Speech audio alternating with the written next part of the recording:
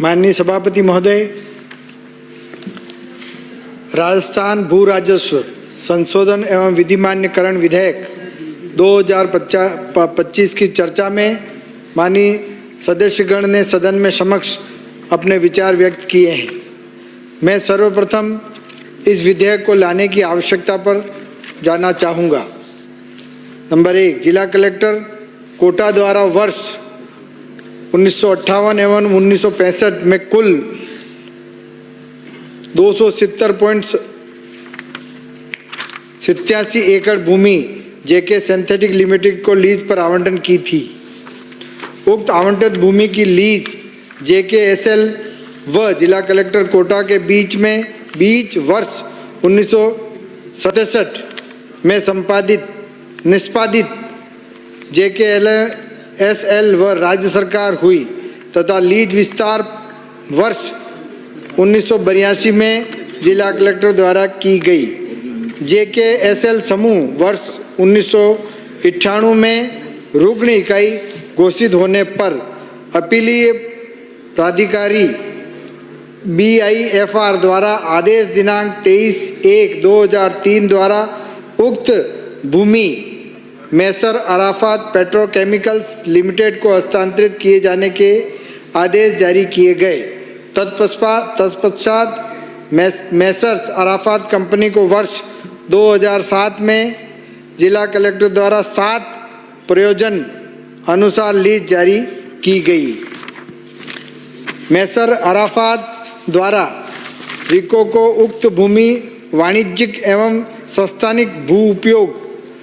उपयोग परिवर्तन एवं उपविभाजन संबंधी आवेदन किए जाने पर रिको की बोर्ड प्लानिंग मीटिंग 3/10/2018 में उक्त भूमि को उपयोग परिवर्तन व सब लीज बाबत अनुमति प्रदान की गई। पूर्ववर्ती राज्य सरकार द्वारा अंतिम 6 माह के लिए गए निर्णयों की समीक्षा हेतु गठित कैबिनेट सब कमेटी द्वारा निर्णय दिनांक 3/8/2019 से उक्त अनुज्ञा को निरस्त करने का निर्णय लिया गया, जिसकी अनुपालना में रिको द्वारा आदेश दिनांक 11/10/2019 एवं 14/10/2019 द्वारा उक्त अनुज्ञा को निरस्त किया गया। उक्त कार्रवाई के विरुद्ध मैसर अराफात द्वारा माननीय राजस्थान उच्च न्यायालय में याचिका संख्या 3410/2020 दायर की गई, जिसमें माननीय न्यायालय द्वारा निर्णय दिनांक 20/7/2021 अपीलार्थी के पक्ष में पारित करते हुए याचिका निस्तारित की गई। उक्त याचिका के संबंध में अपीलांट द्वारा माननीय सर्वोच्च न्यायालय द्वारा सिविल अपील नंबर 2964/2023 के निर्णय दिनांक 20/4/2023 पारित कर उद्योग विभाग द्वारा जारी आदेश दिनांक 18/9/1979 में रिको को केवल प्रबंधकीय सुविधाओं तक सीमित माना है। लीज हस्तांतरण, उपविभाजन, सब लीज, किराया इत्यादि कार्यों हेतु रिको को अयोग्य माना है तथा ऐसे औद्योगिक क्षेत्रों की भूमि का वैधानिक हस्तांतरण नहीं माना है। माननीय सर्वोच्च न्यायालय द्वारा दीवानी अपील संख्या 2964/2023 उनवानी राजस्थान राज्य व अन्य बनाम अराफात पेट्रो केमिकल्स व अन्य में पारित निर्णय दिनांक 20/4/2023 में रिको को हस्तांतरित औद्योगिक क्षेत्रों की अधिकारिता के संबंध में अपनी फाइंडिंग दी है, जिसके अनुसार उक्त औद्योगिक क्षेत्र किसी कानूनी प्रावधान अथवा किसी पंजीकृत दस्तावेज के आधार पर रिको को हस्तांतरित नहीं होने के कारण उक्त हस्तांतरित औद्योगिक क्षेत्र में रिको को समस्त अधिकार प्राप्त नहीं होकर मात्र रखरखाव संबंधी अधिकार ही प्राप्त है। माननीय सर्वोच्च न्यायालय के निर्णय के उपरांत रिको द्वारा जारी आदेश दिनांक 26/5/2023 से उक्त हस्तांतरित औद्योगिक क्षेत्रों में रखरखाव के अतिरिक्त अन्य सभी कार्रवाई को रोक दिया गया है। माननीय सर्वोच्च न्यायालय के निर्णय के दिनांक 20/4/2023 के परिप्रेक्ष्य में उद्योग एवं वाणिज्य विभाग द्वारा रिको को हस्तांतरित औद्योगिक क्षेत्रों के परिप्रेक्ष्य में राजस्थान भू राजस्व अधिनियम 1956 एवं राजस्थान औद्योगिक क्षेत्र आवंटन नियम 1959 में भूतलक्षी प्रभाव से अथवा विशेष कानून बनाकर रिको को उपयुक्त औद्योगिक क्षेत्रों में अभी तक की गई कार्रवाइयों के लिए विधिक रूप से अधिकृत सक्षम बनाने तथा भविष्यवर्ती कार्यों के लिए भी उपयुक्त अधिनियम नियम में समुचित नए प्रावधान तथा विद्यमान प्रावधानों में यथाचित संशोधन के प्रस्ताव के क्रम में महाधिवक्ता महोदय से प्राप्त की गई है। उक्त राय में रिको को हस्तांतरित औद्योगिक क्षेत्र में अभी तक की गई कार्रवाइयों के संबंध में राजस्थान भू राजस्व अधिनियम 1956 में उचित संशोधन प्रस्तावित किया जाकर रिको को औद्योगिक क्षेत्र का मूल स्वरूप में परिवर्तन किए बिना भू उपयोग परिवर्तन के लिए अधिकृत किए जाने हेतु राय दी गई है। माननीय सर्वोच्च न्यायालय द्वारा दीवानी अपील संख्या 2964/2023 उनवानी राजस्थान राज्य व अन्य बनाम अराफात पेट्रोकेमिकल्स व अन्य में पारित निर्णय दिनांक 20/4/2023 में रिको को हस्तांतरित औद्योगिक क्षेत्रों में रिको की आधिकारिकता कार्य क्षेत्र के संबंध में की गई विवेचना से उत्पन्न विधिक स्थिति के कारण उद्योग विभाग द्वारा रिको को हस्तांतरित औद्योगिक क्षेत्र में उद्यमियों को आ रही परेशानियों के निवारण हेतु एवं रिको द्वारा औद्योगिक क्षेत्र में अभी तक की गई कार्रवाइयों यथा भू उपयोग परिवर्तन, उपविभाजन, लीज डीड निष्पादन, लीज होल्ड अधिकारों का हस्तांतरण आदि के लिए विधिक रूप से अधिकृत सक्षम बनाए जाने एवं रिको को भविष्यवर्ती कार्यों के लिए सक्षम बनाने हेतु the Rajasthan land revenue amendment and validation bill 2025 सरकार द्वारा सदन में के समक्ष प्रस्तुत किया गया है। प्रस्तावित विधेयक राजस्थान भू राजस्व अधिनियम 1956 में 100 क को अंत स्थापित कर यह प्रावधान किया जा रहा है कि राजस्थान भू राजस्व संशोधन एवं विधिमान्यकरण अधिनियम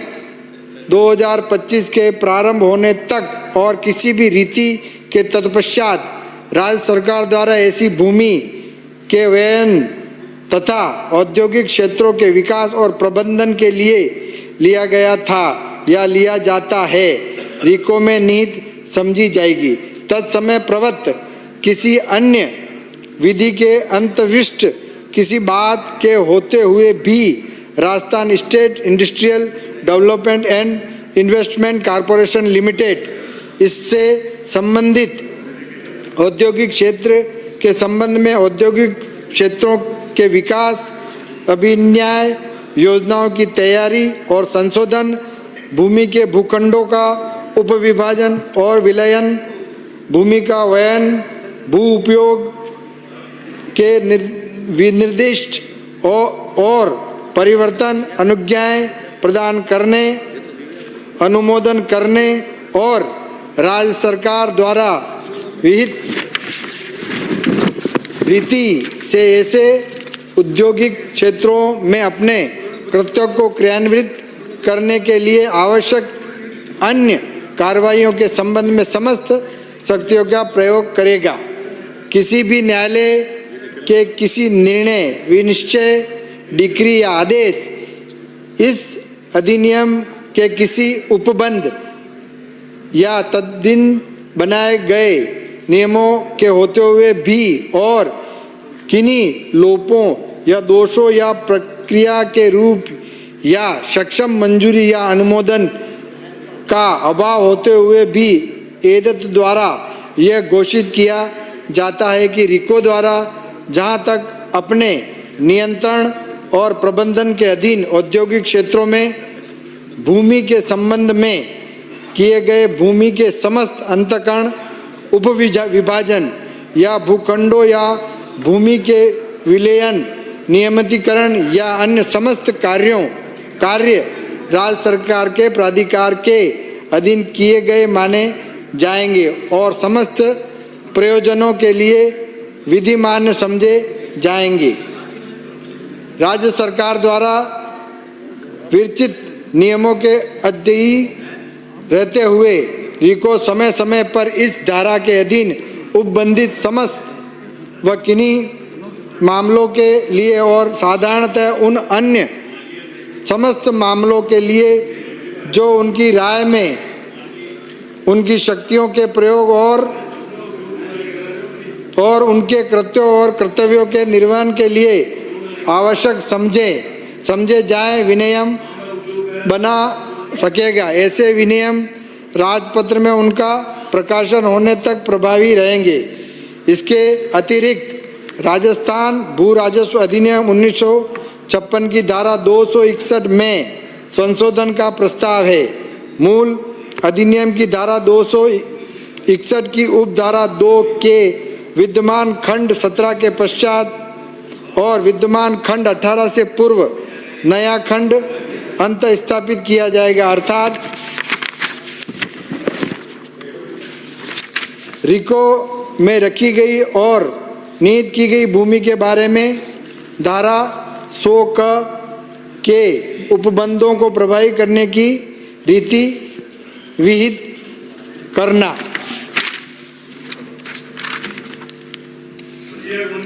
एक दो मिनट बस, ज़्यादा नहीं।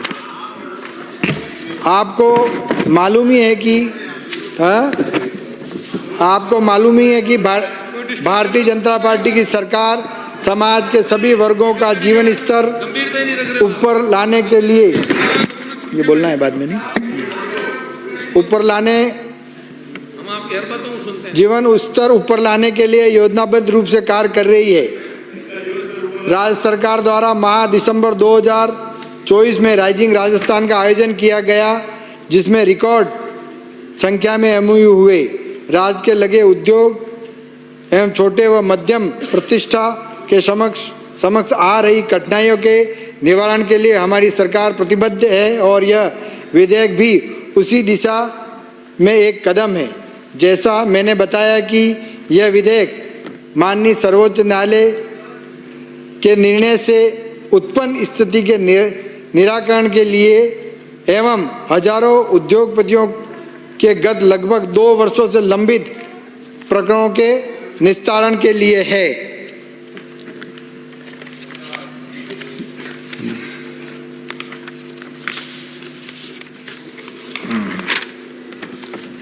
माननीय सभापति महोदय, अध्यक्ष महोदय, राजस्थान भू राजस्व संशोधन एवं विधि मान्यकरण विधेयक 2025 पर पक्ष और विपक्ष के अनेक माननीय सदस्यों ने इस संशोधन के संबंध में अपनी अपनी बात रखी। अनेक माननीय सदस्यों ने इसे जनहित में बताया तथा अनेक ने इसे गलत बताया। यह संशोधन माननीय सर्वोच्च न्यायालय के निर्णय के उपरांत लाना आवश्यक हुआ है, जिसके संबंध में विस्तृत तथ्य मैंने अभी बताए हैं। हमारी सरकार का यह मानना है कि कोई भी कानून बने उसका दूरगामी परिणाम होता है। ऐसी स्थिति में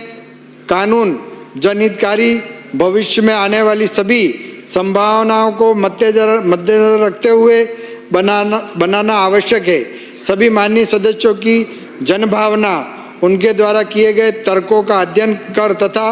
अन्य विशेषज्ञों से आवश्यकता होने पर चर्चा कर इस संबंध में परामर्श कर कानून बनाना जनहित में रहेगा, ऐसा हमारा मानना है। हमारी सरकार इस सुझाव को विधि सम्मत हर सुझाव को विधि सम्मत है, जनहित में है, उसे खुले रूप से स्वीकार करती है। इस परिस्थितियों में हमारा यह मानना है कि इस कानून को और परीक्षण कर आप सभी के सुझावों तर्कों का अध्ययन कर आवश्यकता व विधि सम्मत होने पर उसके समावेश करने पर हम गंभीरता से विचार करेंगे ताकि यह कानून और जन उपयोगी बने। ऐसी स्थिति में मेरा माननीय अध्यक्ष महोदय यह प्रस्ताव है कि इस राजस्थान भू राजस्व संशोधन एवं विधि मान्यकरण विधेयक 2025 को प्रवर समिति को भेजा जाए। धन्यवाद। प्रश्न ये है, अब प्रवर समिति को आया, जनमत जानने को भेजो, प्रवर समिति को क्यों भेज को जनमत हेतु